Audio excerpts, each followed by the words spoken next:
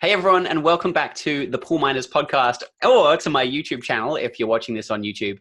And big welcome and thank you for joining me today, Mr. Miles Beckler.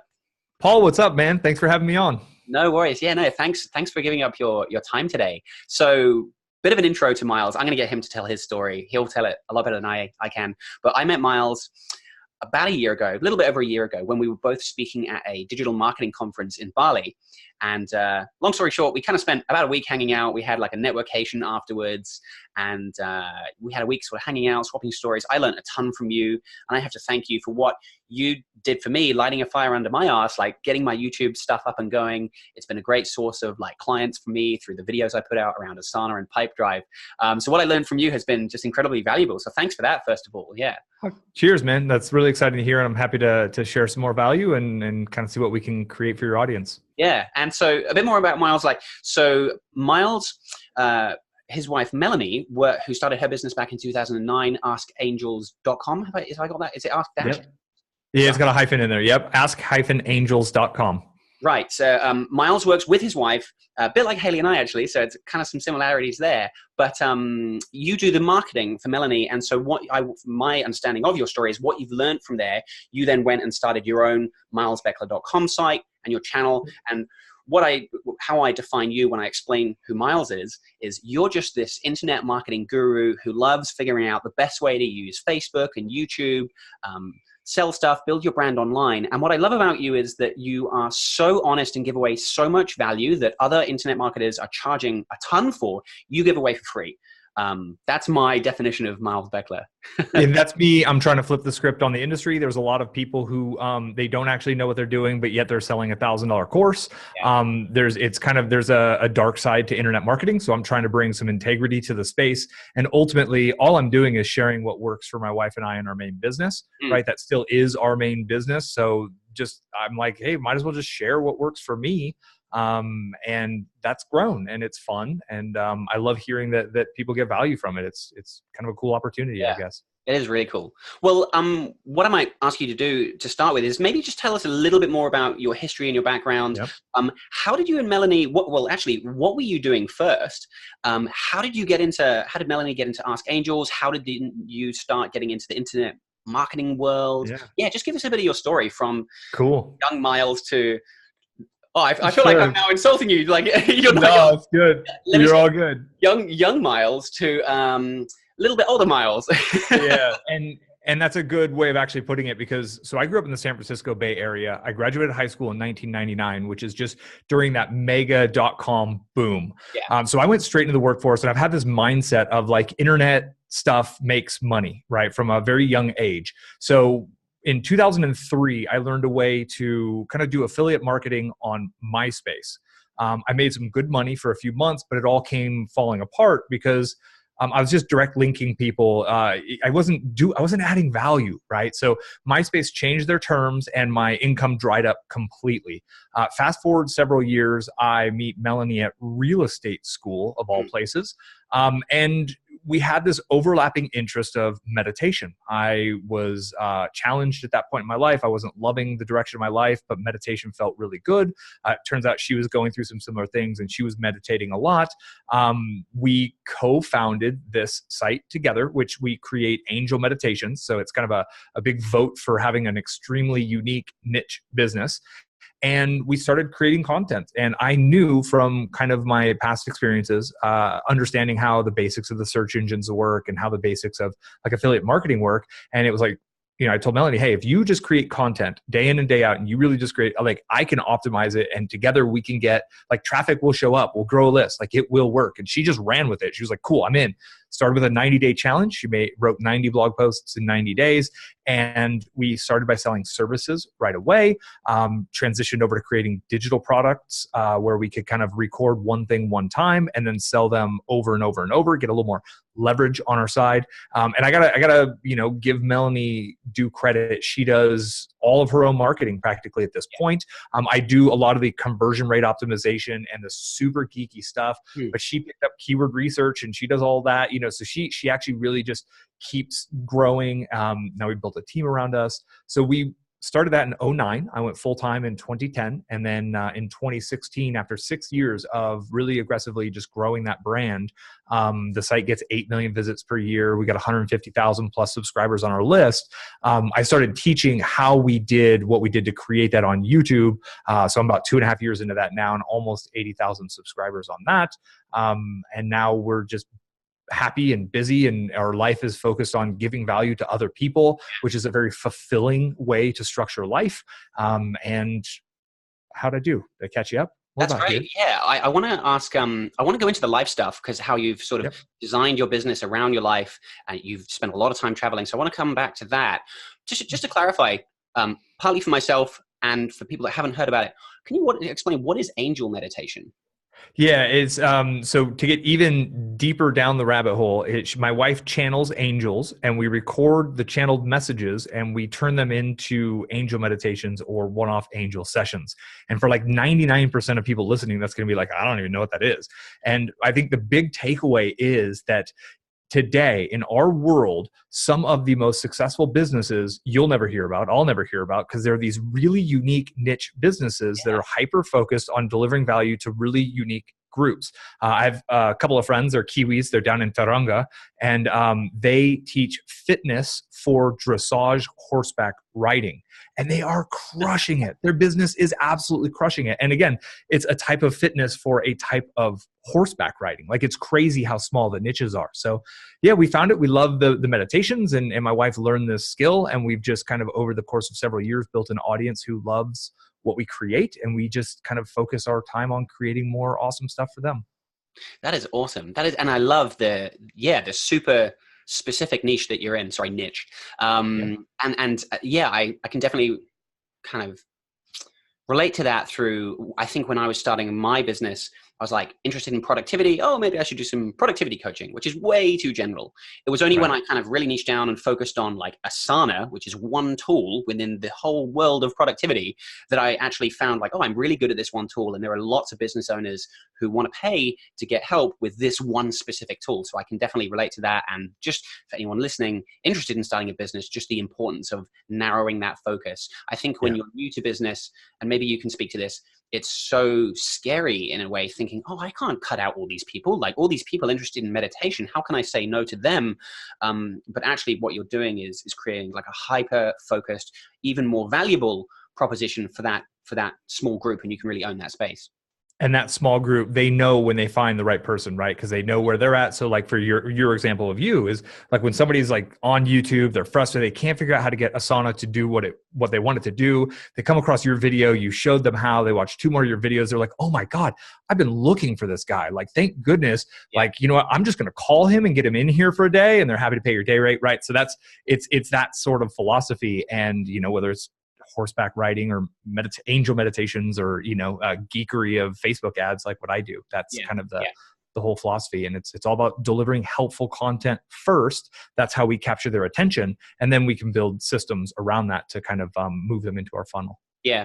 So this actually, I think, segues nicely into what I wanted to ask you about as well around, I guess, you know, I'm going to be publishing this towards the end, maybe even the 31st. I think I'm going to be publishing this. So great time of year to be stepping back, evaluating, right, what am I doing next year? For anyone interested in starting a business, getting into the world of online marketing, doing something online for themselves in 2019, what would your advice be in terms of like maybe the 80-20? Because there's so much to go and learn when you are starting an online business. You know, there's Facebook ads, there's YouTube, there's even just like finding and validating your idea. What's the best advice you can give to someone who's wanting to get started in this space in 2019 so that they don't waste their time? Yeah. And, you know, I usually try to get people to look inside of themselves. And this is because, so my wife started blogging on WordPress, and generally you're going to have to find out how to create content in this world. What's your unique, custom, easy, fun way to create content? So my wife started blogging, and she built a site that gets millions and millions of visits. So I'm watching that and I'm like, I got to blog, right? So 2014, 2015, I'm trying to blog. I hate writing. I'm better at it now because I do a lot of emails, but I never published. I didn't publish frequently enough. I wasn't confident in what I was publishing. It just wasn't authentically me. And so I never actually did it enough. Then in 2016, I challenged myself to do YouTube videos, and it was like, aha, like, I'm good at this. Like, I turn on the camera, I'm kind of a cheese ball, I'm kind of a ham, right? I like that attention-based moment. It freaks some people out, right? To some people, creating YouTube videos like the scariest thing in the world. So once I found my way of creating content that works within my personality type and was kind of fun and easy, everything got easy, right? Everything became fun and easy. And I just did it over and over and over, because frequency of publishing is so key. So beyond knowing what your kind of core content creation strategy, and it's generally the written word, the spoken word through a podcast or videos, then it's what audience are you being of service to? And that can come from a couple of different areas. Who have you been helping for many years? Like for you, for example, you knew what you were doing in this world. You didn't decide out of a catalog of life that I'm going to become a productivity guy. Like, you already were a productivity guy. You just decided to build a business around that skill that you had developed over many years. Yeah. So someone with 10 years of professional experience, go do more of that, right? What can you help people with? Yeah. And I want to cut in on that. Sorry, I had to ruin your train of thought, but I want to cut in because actually it was surprising with what I was doing, because I first got experience with Asana when I was working full-time in marketing at this website here in New Zealand. We were looking for a project management tool. I found Asana. Being a productivity geek, I dove in, figured it out, and trained our team on how to use it. And then actually our COO said, oh, Paul, like, you did a really good job there. You're actually really good at teaching people this kind of thing. And I was like, I had no idea. Like, it sometimes takes like an outside person to tell you. But then it was even years later. It took me so long to join the dots, but years later I was like, oh yeah, I did help my company with Asana. Maybe other companies would pay for that. So like you said, looking inside yourself, looking at the past experience you have, you'll often be surprised by what could become a business. So yeah, just wanted to add to that. Sorry, please carry on with your train of thought. No, and you're totally right, because sometimes we forget or discount what we're good at, right? Because it came easy to us, and like, well, but that's easy. So everybody thinks that's easy, right? No, not at all, right? Like, so it does sometimes take that reflection to have that understanding of like, wow, okay, this is actually something I'm good at, and I could help other people. So for people listening, like, you can look at what do your friends and family members ask you for help with, right? Like, look at the feedback you're getting, ask them what they think you're actually good at, because a successful business comes from helping people.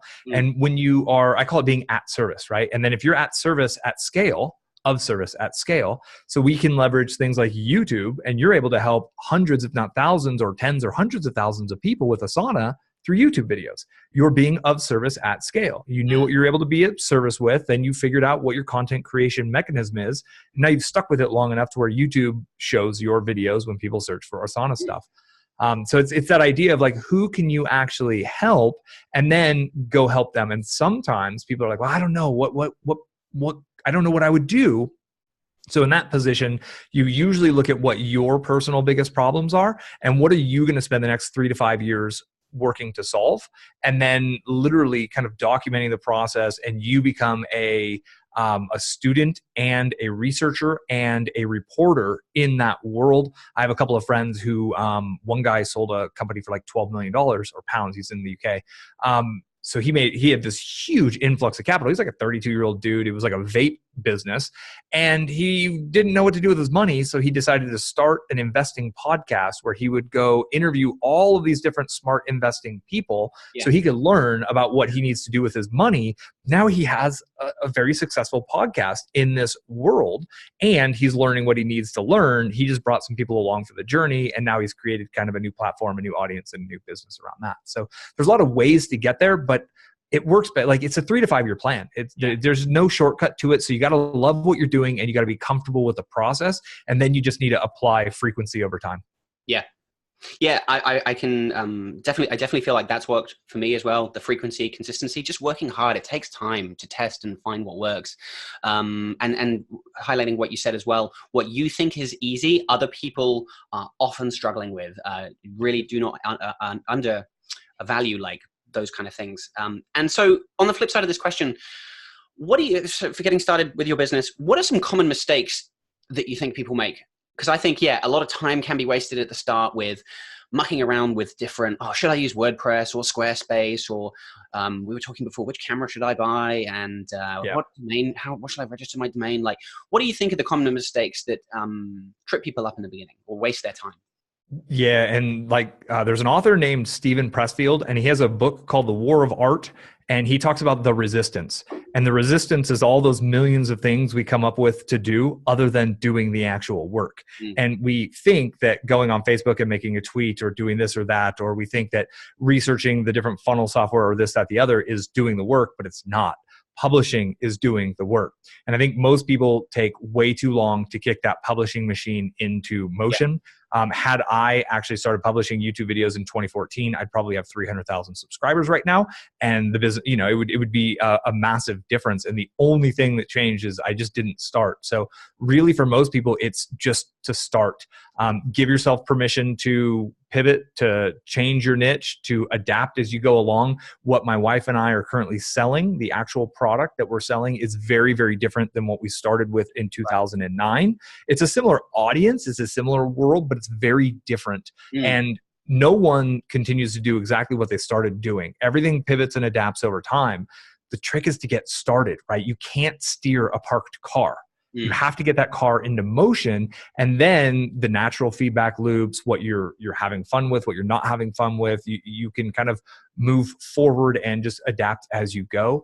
And just because you mentioned like the WordPress versus the others, just use WordPress. Yeah. I have enough data points on that like don't consider any other funnel systems or this, that, the other. Like WordPress is it's amazing. It's an open source pro level, completely free. All you need is hosting and run from there. But just give value. How can you get better at giving value is the big hurdle. Yeah, I feel like people sweat the small stuff because it's a distraction. It's something they can do and focus on to feel productive, feel like they're putting in the effort as a distraction from the stuff that matters, giving the value, because that's hard. And so they do this stuff to make themselves busy, to trick themselves. So I've forgotten what point I was going to make off the back of that. Give value. Oh, I can't remember. Never mind. Anyway, maybe it'll come back to me. So we've talked about giving value. You produce a ton of content on YouTube. I said before we started recording, I thanked you at the beginning for lighting your fire under me last year, and actually going back and looking at some of your videos recently, it's done the same thing now. I was like, yeah, I really need to pick up my game again. So you obviously put out a ton of content. What systems or processes have you put in place to make that more efficient, to reduce obstacles, to make sure that you're showing up regularly to produce that content? I mean, you're very charismatic on video. You come across well. Obviously, with experience, it does get easier. But do you have anything like that? Systems, tools? How have you made that process more efficient to make that content creation easier? So really good question. And I'm going to go back to my original videos, because if anybody's watching and they go to my YouTube channel, they're like, wow, okay, so he's got some pretty good stuff. Be sure you go sort my videos by oldest and look at my first videos, because they were absolute rubbish. They were rubbish. So trusting there's a learning curve, you will get through the learning curve. And honestly, the 90-day challenge is probably the biggest thing. And I actually did 120 videos in 120 consecutive days. Wow. I crushed the learning curve down. I learned the editing tools. I used my phone for all of the video. No, I didn't buy any tech other than a little $30 microphone that plugged into my phone. And I just got comfortable with the process. And again, I condensed that learning curve doing 120 videos. By the time I was done, I was on top of my game. I had it together. Now, with that said, today in my current kind of setup, my studio this is my office, right? So this is the exact desk I work at. The microphone's always here. I got 2 lights behind me here, and I got my webcam that I'm on. It's always here ready. I got 2 sound blankets hanging up. It's always set up. So it literally is flick the lights on and go. Beyond that, just that commitment to my audience of once I finish my video a day every day for 120 days, I shifted to 3 videos a week. And now I'm Monday, Wednesday, Friday. That's it. Sometimes Friday, Saturday. I will mix up Friday or Saturday, but I'm 3 videos a week. That commitment, having deadlines, oh my gosh, there's nothing like a deadline to get you to ship work. And it is important to keep putting them out. Some videos you'll love, some videos you won't love. And I found that some of the videos that I was like, man, I don't know about this one. Didn't feel right. And my audience is like, oh, thank you so much. It's exactly what I needed to hear. And I was like, well, I don't know what I'm doing. Obviously, I don't know anything. So just keep doing the work. Just keep doing the work, and the path continues to appear. But keep the tech minimal, man. My whole start was cell phone. Literally, the phone I already had, I didn't even go buy a new phone. I got a tripod with a little just a phone holder and a very basic LED light. And that was where I started. You could get a ring light if you want for under $100. You have everything you need. That now, looking at your setup, I'm like, oh man, I need to get some better lighting. And it really adds a lot, because what makes a video good is actually the audio and the lighting. People think it's about the video, but it's actually the audio and the lighting. But again, go look at my first ones because they were terrible. And I just got better and better and better. And nobody sees your first ones anyways, right? We're all lost in the sea of video. Same with your blog posts. I agree about like having it all just set up ready to go. So after we scheduled this the other day, we were going to chat, and I was like, right, I'm going to make a video before I chat with Miles. And so, but I have my mic, it's here, it's plugged in. It's the same thing. I just hit record and I can go. And I think on Friday, actually, I was able to record a video and have it uploaded and published within half an hour. The video itself was short. It was like 5 minutes, completely unscripted, off the cuff, just me talking, trim the start, trim the end, upload, description, links, done. And so, it was made easier by having everything ready to go, knowing what you're going to talk about, or knowing your topic well. So I think obviously that does come with a little bit of experience, but I found you don't need to like overly plan your videos. And this was actually going to be my question to you: is you can have a 20-minute long video, and are you going off the cuff, or do you have some kind of teleprompter in front of you? No teleprompter at all, man. I'm 100% freestyling. I've recently started to mix in some PowerPoints to have a few bullet points to keep me on topic. Yeah. So what I'll do is when I have an idea, I'll throw up a few bullet points on my whiteboard, which is right here. You can't see that off camera. Yeah. And then I'll just throw them onto a quick slideshow, and I'll record the slide to myself. And that's more of a request from my audience. People are like, I would love a visual to keep me going with this. So I'm like, I'll give that a shot. But yeah, I've done like hour-plus videos completely off the cuff. Yeah. And it comes from, I started making money online in 2003. I started making videos in 2016. Now I'm 15 years in this game, right? Like literally I'm in my mid-30s and I'm 15 years into the internet marketing game. So I am bringing a wealth of knowledge that I can pull from. And my process has been, how do I clearly communicate this quickly, effectively? Because I've watched so many YouTube videos where they ramble on the way in, they ramble on the way out. There's this 45-second dubstep intro, and it's like, God, shoot me now. Like, come on, what do we? And then they just give you a sales pitch, and they don't actually deliver what they say. So I wanted to be the antithesis of that. And it's that whole know what's good for you. Because if I could wave a magic wand, I would probably prefer to be an eloquent writer, because I do think that writing gets picked up better by Google. I know for a fact, it's data. There's more potential in the written word, but I don't love writing. So I do my videos, and that's the best I can do. And I do all my videos in one take. I sometimes do a lot of takes up front to get rolling. Like I'll stumble on the intro and stop record. But from day one, I force myself to do every video in one take. That way, all I have to do is trim the front and the end and upload it. Yeah. If I have to sit in the editing booth for an hour, man, I got a lot of stuff I feel like I could do with that hour. Yeah. So I had to force myself to get good at that. That was also a part of that 90-day challenge. Then when you're getting started, I find it's okay to just be real, like to minimize editing. If you have to, pause, if there's a few ums and ahs and you're finding your way a little bit along the way, that's okay. Like if you're putting out good quality content that people find useful, they don't care if you're and ahhing a little bit in the video. Right. And I think don't underestimate, I think Simon Sinek said this in one of his talks, when you just know your topic really well, again, what's easy to you, it'll just start coming out and you'll probably surprise yourself a little bit. So I find that, maybe the first few videos, if it helps, have some bullet points ready to just help with that process while you're a bit nervous in front of camera. But if you can aim to like start doing some videos completely off the cuff, I have found, like you, it really does help with being able to churn out more regular stuff. That efficiency, right? When it's fun and easy and you can get it done quickly, you'll actually do it. And that's like, you have to be able to do it for 3, 4, 5 years straight. Yeah. So make it easy on yourself as quickly as you can. And you'll be amazed at what you can create. Yeah. Now, I wasn't going to ask you too much about like internet marketing and stuff, because I'm much more interested in your processes and I guess like the high level advice. But you have mentioned like a few different tools, YouTube and Facebook and things, and Google, like picking up the written word, that kind of thing. Do you have any predictions on the future landscape of things like Facebook? Obviously, Facebook, there's a lot of controversy around the company at the moment with privacy concerns. That platform is changing all the time. I was talking about this just with Haley on a walk this morning. Like, you really do need to be across and testing Facebook in particular all the time to just be on top of and on the pulse on what's the best way right now to make it work, because I feel like they are changing quite a lot.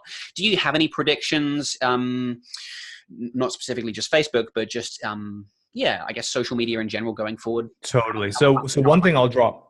Yeah, one thing I'll drop for the audience is I really like Pinterest organic traffic. If your audience is like in the female demographic, potentially like women 30s to 60s, Pinterest organic is gameable. It's an image search engine. So if you feed it with enough images and enough descriptions and keywords and stuff, you can get a lot of reach. So we're right now getting about 2.5 million impressions per month from our organic marketing.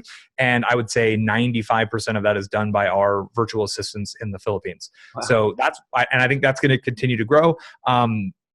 Pinterest is probably going to IPO, which means they're going to go public. They're going to go on the New York Stock Exchange. Once that happens, they're going to start to look more at increasing their stock price, which comes from generating revenue, which comes from more paid ads. That transitions me to where Facebook is right now. One of Facebook's big concerns right now out of everything that's going on is their stock price is in the crapper, right? It's not doing very well. And they are going to continue to make life for organic marketers more difficult. And they're going to try to force you to pay for reach that we used to get for free. Yeah. Now, this isn't terrible, but if you don't have a budget and there's no way you could consider paying for reach, then Facebook might not be a place for you to pour a bunch of energy into. They just made another update, last night or the night before on groups. No longer are people going to see all messages from groups when they log in. They're only going to show the highlights. And that's been a very consistent pattern with Instagram and Facebook both, which are both owned by Zuckerberg, is you see less and less and less of those who you follow. And as a publisher of content, you have to pay more to get that reach that you used to get. I think LinkedIn is brilliant for organic content. You can put videos on LinkedIn. You can do long form blog posts. You can join groups and you can create groups. And if there's no great group in your world, oh my gosh, be the Asana group guy or be the group. So there's even a professional psychics group that my wife got in. And it's a huge group. It's a huge network. So I think LinkedIn is often overlooked. It works great when you have a B2B type product offering.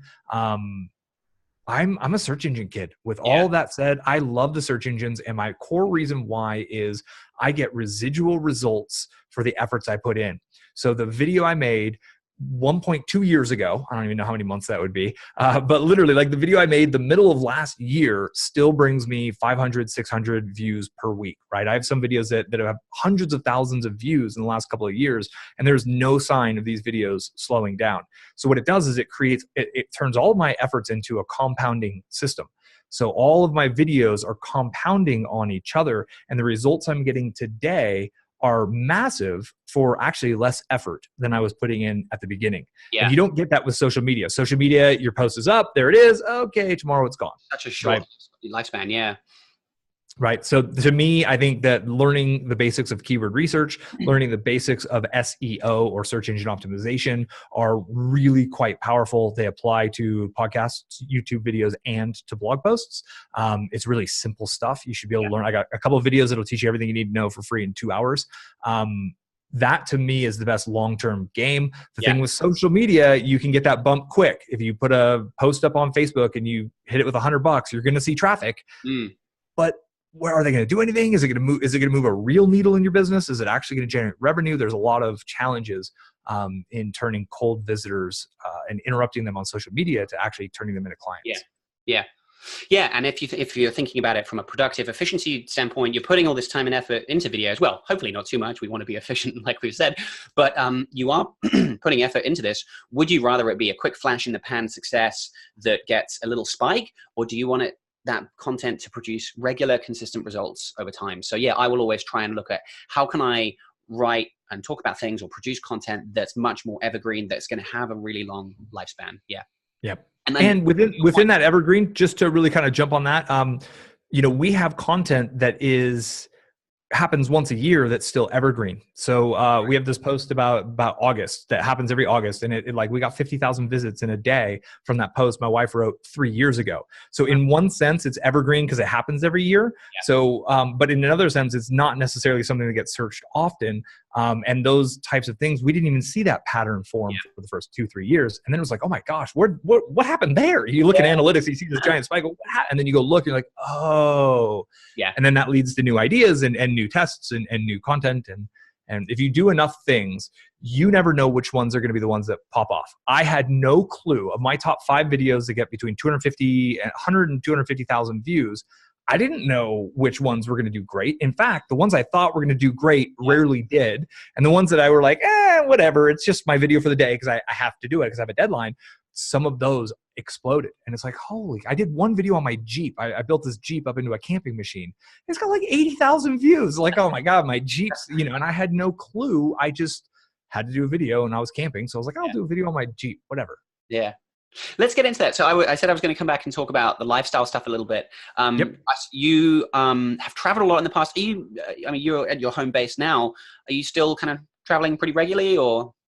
Yeah. So I was a full-time digital nomad with my wife for 4 years. We lived in about 20 different countries over the course of 4 years, living out of 2 bags, essentially. No home base at all. Didn't have a closet.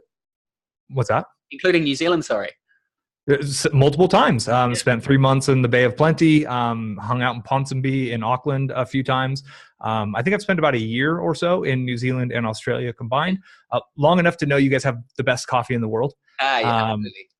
And then Asia, and then Mexico and Costa Rica and Hawaii and part of Europe and stuff. So the challenge was productivity in that lifestyle. We were really like, okay, I'm in a new Airbnb. I'm spending 20 hours a week looking at flights, looking at where I'm going to be. The digital nomad life looks really cool. It's kind of, it's got some benefits. I had some experiences that were life-changing in a very positive way, but it was also really challenging. So now we have 2 places, one up in the northwest of the United States for kind of a summer lake house on 20 acres. And then we've got a place down in the desert Southwest where we're at for kind of the spring and summer. So I've got 2 studios, I've got 2 offices, and I'm able to get my nomadic fix in and move from a place to place, have totally different scenery, different experience, but also have my productivity, kind of looking at Costa Rica, maybe getting like a beach condo to replicate that down in the tropics somewhere as well. So it's like how do I get that balance?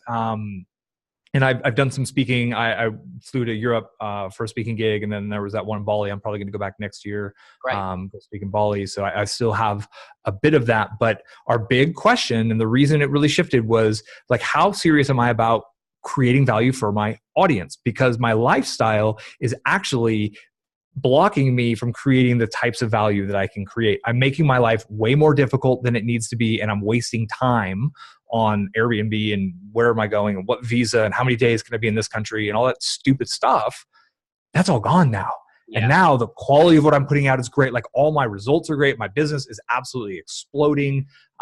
So it was fun. And now we're here at this point. So it's like, how do I get both? Yeah, I found that a little bit last year as well. We didn't travel for quite 4 years, but it was at the start of really my business the full-time start of my business, when I went full-time on my business, because I quit my job end of 2016. We then had 5 months traveling at the start of last year, 2017. And it was a really nice way to transition, actually, because living overseas compared to New Zealand, you can actually save quite a lot of money. So it's a really nice way to transition. But definitely when I got home last year in about June, started working at a co-working space, and I was so much more focused. Just being in one spot, could really just focus on my business without getting distracted by the traveling stuff. And I was able to just hit that next level. So yeah, digital nomading, it's great. There are tons of benefits of doing it. You can see the world, but there is nothing quite like being in one spot. Maybe you do want to settle somewhere overseas, but when you do settle in one spot, just the extra productivity you can get from being in one spot and not being as distracted. Yeah. And I think it's really important for every person to really identify their goals, right? Like, so for me, my goal is to be the most helpful internet marketer in the world. That is kind of something I decided that I'm going to do it because no one was willing to help me when I was getting started. Everybody wanted to charge. Now they're trying to charge $2,000 for inferior products that are just absolute rubbish. Yeah. And I'm like, screw it. I'm the guy. I'm going to be the guy who gives it all away for free on YouTube, whatever. Obviously, I'm the first person to have this idea and the guts to try it. Cool. So everything runs through that filter. Now, if you're cool making, like $50,000 a year and living in Thailand where you can live on like $900 a month extremely comfortably, and you're still got a net positive and that's good enough for you, great. Like that is an option.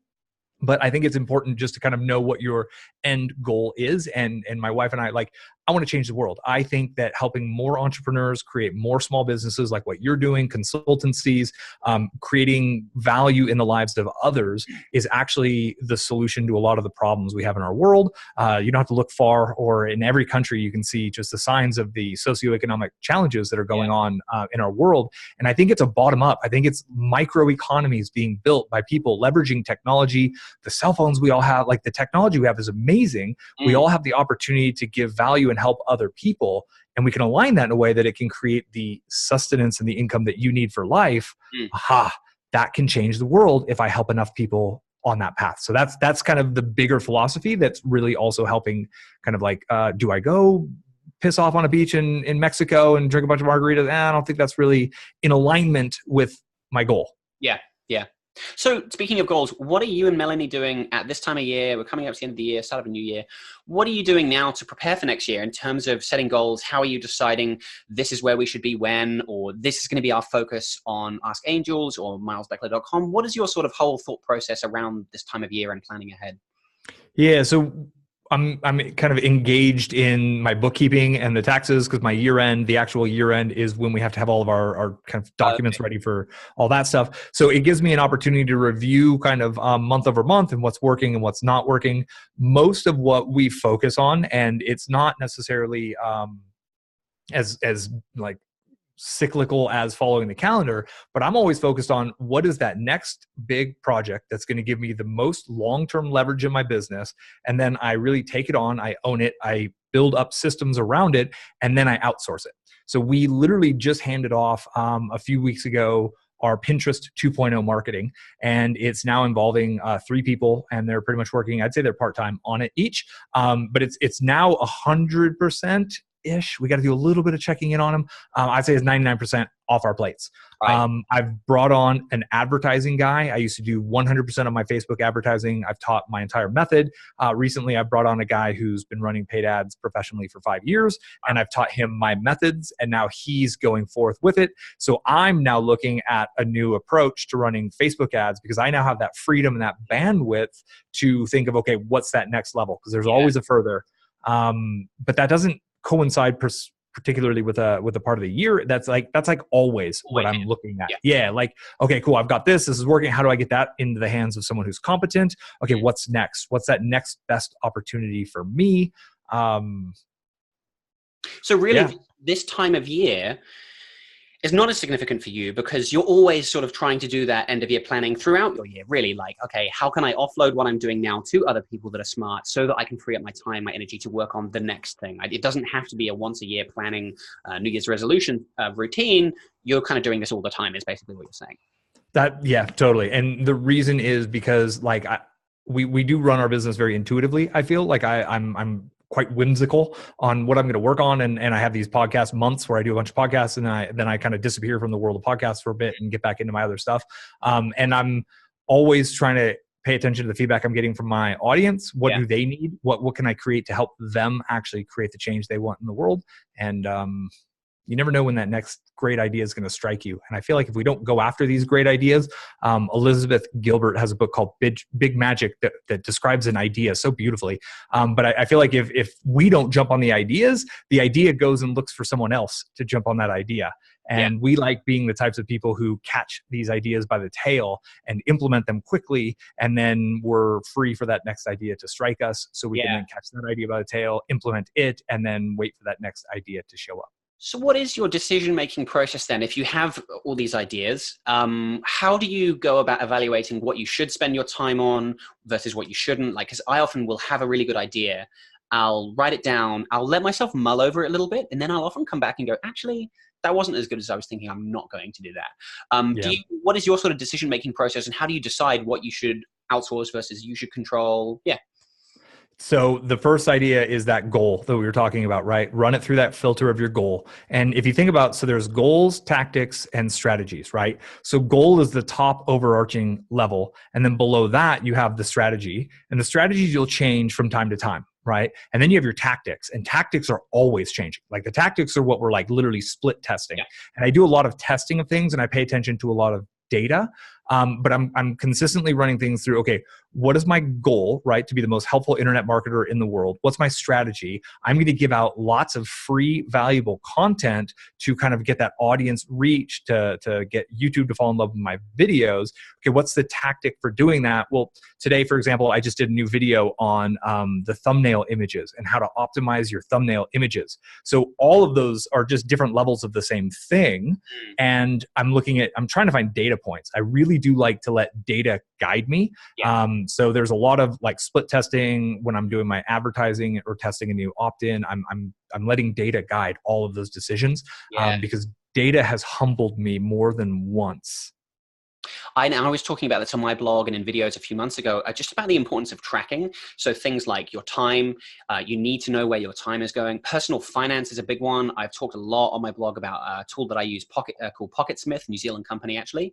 And I just feel like unless you know where is my time going, where is my money going, if you don't have that visibility, it's so hard to then make important decisions later. So can you mention any tracking tools, anything like tactical that you use? So, I mean, I use Rescue Time, and I just to kind of keep an eye on what I'm doing, how many hours a week I'm working. I think the biggest productivity hack I've had, I get up at like 4:30 or 5:30 every morning, every single morning. And I generally work till about 6 o'clock at night. So productivity hack number one is to put in 14, 16 hours a day, every single day. I work 7 days a week and I'm on it. I hike every day in the middle of the day, and I meditate every day in the middle of the day. I eat really, really clean food. So I think all of these pieces are important. I also listen to a lot of inspiring, uplifting, and positive content. Rubbish in, rubbish out. Like, I don't care if it's in here or in here, right? Rubbish in, rubbish out for sure. So there's that side of it. I use a ton of tracking, but the tracking is actually really simple. So on all my Facebook ads, I use like my affiliate program for my shopping cart. I set myself up as an affiliate. Yep. So all my ads and everything I do in advertising runs through a separate affiliate. So I've got a Google Ads affiliate, I got a Facebook affiliate, and I'm always able to just go log in and look at my different performance metrics in one place to see how well am I doing. Knowing your KPIs is super important as well, right? And a KPI is your key performance indicator. Like for me, it's my cost per lead and my cost per new customer acquisition.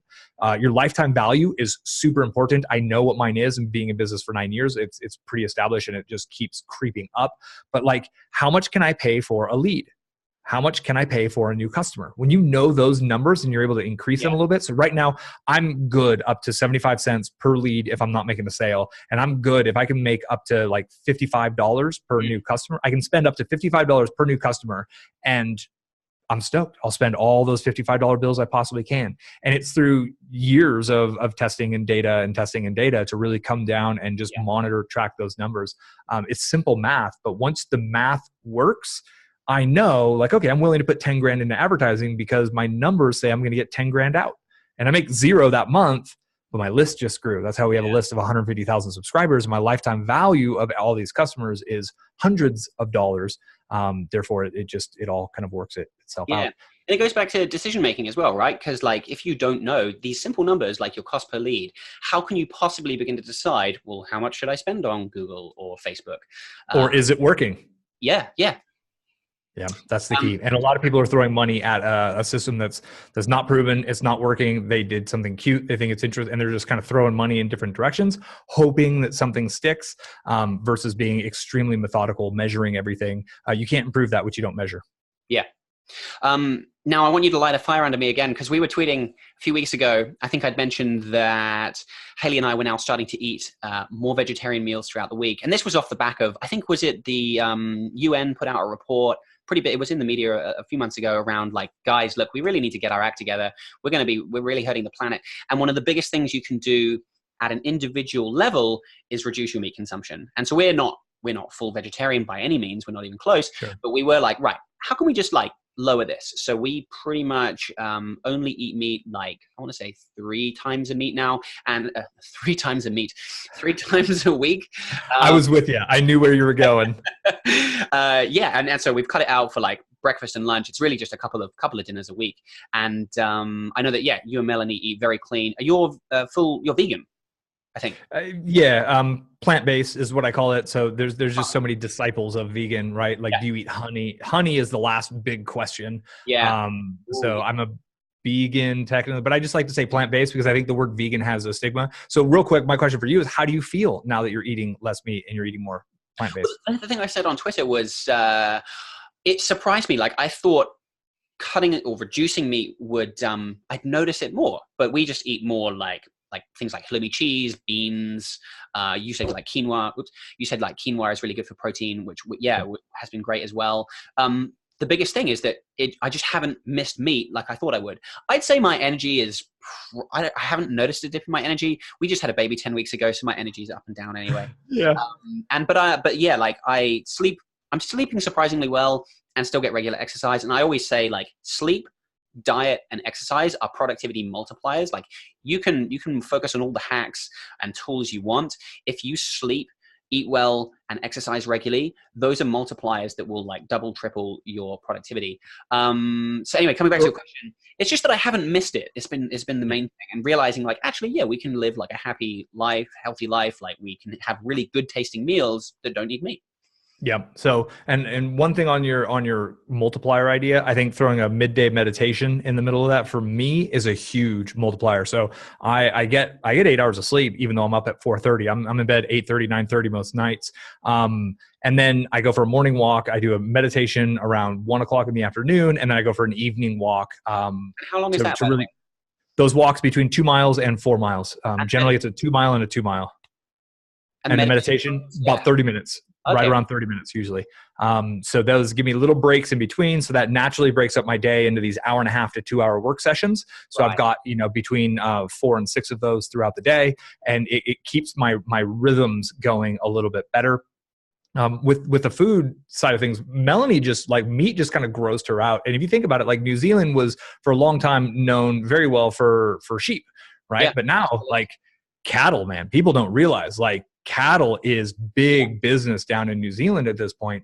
And it's crazy to think that you can do more for the environment by changing what you consume and going plant-based than changing the vehicle you drive. Even if you drive like a gross polluting vehicle, what you're eating is actually causing more pollution. So everybody finds different ways to think about it. I think one way that you can have fun with testing out the idea of more plant-based diets is to look for highly rated vegan restaurants in your area and go be an experimental foodie for a night, right? Just go to a vegan, because man, I'll tell you, a great vegan chef, they have better flavor profiles. They make better food because somebody who's giving you a slag of a steak and here's your porterhouse and it's slabbed in butter and like that is the flavor, right? But a vegan cook needs to bring flavors to the table. They need to build the flavor profile of that kind of dish even more. So oftentimes you'll find that just absolutely delicious food. So that's what an adventurer could do is go, seek out a really fun cafe or a really fun restaurant to go try a chickpea scramble for breakfast instead of a egg-based scramble for breakfast type thing. For me, it's just all about that feedback loop that I get with my body. I have more sustained energy. I don't have those big dips in my energy. My body processes things extremely well, which I value in my life. There's a lot of health issues in my country, and we don't have health insurance up here. So to me, it's literally a form of health insurance to just make my body not have to work too hard, because science shows that meat just doesn't break down inside of the body that well, and it gets stuck inside of everything. And we've got meters upon meters upon meters of everything it has to go through, right? So it's just, everyone finds their own way to get a little leverage on themselves, whether they care about the environment, they care about themselves, or they're wanting to be experimental. I know so many people who are so much more productive doing a little bit more plant-based. I'm not even saying going all the way. It took me 5-6 years to get there, but like just a little bit more plant-based, and also a little bit more water for most people.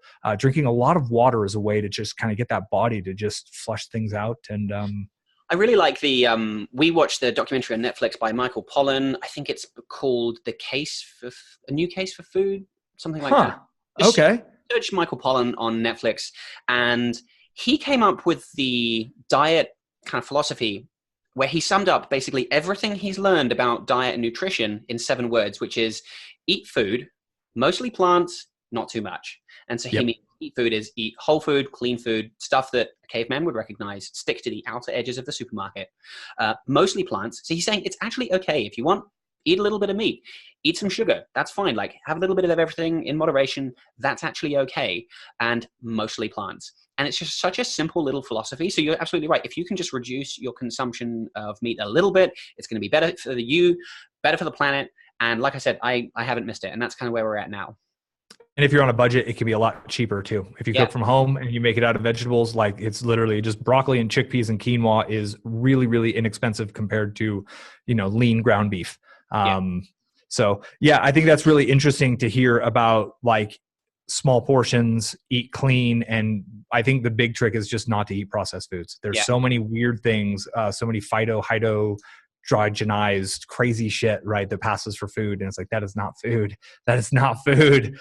So it's funny in the documentary as well. He said they'd looked and studied French culture and eating culture, and how actually the French just eat a lot slower, and how that's actually just a lot better for your diet, because it's just baked into their culture. They just eat a lot slower. They have all these little courses, and they'll take hours to go through a meal because it's a very social experience, and just the speed at which you eat plays an impact as well. It's amazing.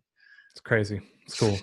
Well, Miles, thanks. I think I've asked you everything I wanted to ask you about. You've talked about your routine as well, which was on my list, but you've been rattling off about your routine, which has been really interesting. Any final? This is a horrible, generic, open-ended question. Any final words of advice, wisdom, anything to share for people listening at this time of year? Yeah, just that you can do it. I've seen so many small, interesting businesses come out of so many unique niches. And it's when people focus on being of service to a group of people. And they just go out of their way to create amazing things for that one little unique group of people, whether it's the dressage riders who want to get better at it through their fitness. I got a guy, I met him at the DMSS thing. He makes accessories for adventure motorcycle riders, and he makes these, you remember, he makes these amazing accessories. Like, his business scaled from 10 grand a month to $100,000 a month, creating this product for these, and he loves this stuff, right? So it's like, find what you love, and then go be of service to those people who also love it. Sometimes that means you're a researcher and you're going to do a bunch of research and create stuff. Sometimes it could mean you create physical things. Sometimes it means you just start making videos and you just see where it leads you. But if you're interested and inspired to do the entrepreneurial thing, just get on the path and see where it leads you, because you'll be amazed at what you can create. And I think our world needs your voice as much as it needs mine, as much as it needs Paul's. Our world needs your voice, because you are uniquely you, and there's one thing on this earth that you can do that no one else can. And when you tap into that and you start to share that with the world, life gets absolutely magical. And I know, Paul, you'll agree, because that's what you're doing now. I've seen things in my life I never even expected. I grew up poor, working class family, and what I've been able to achieve and experience is just beyond anything I imagined. And we're just getting started. So get started, because you'll be amazed where that path can take you. That's a really nice way to finish. I love that. The world needs your voice. That is brilliant. Well, Miles, one more time, thank you so much for your time today. It's been great chatting. Cheers, man. Thanks.